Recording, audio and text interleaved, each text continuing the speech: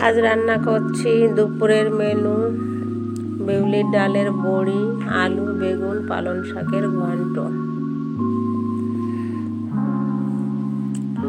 প্রথমে আলু বেগুন কেটে নিচ্ছি, পালং শাক কেটে নিচ্ছি, আলু বেগুন ধুয়ে নিচ্ছি, পালং শাক ধুয়ে নিচ্ছি।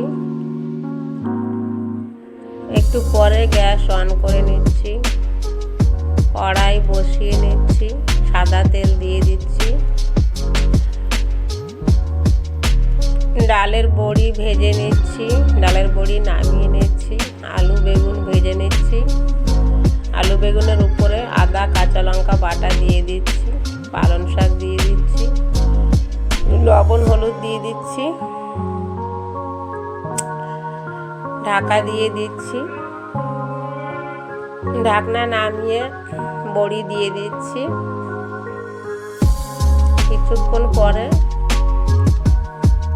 পালং শাক, আলু বেগুন বড়ির ঘন্ট নামিয়ে নিচ্ছি।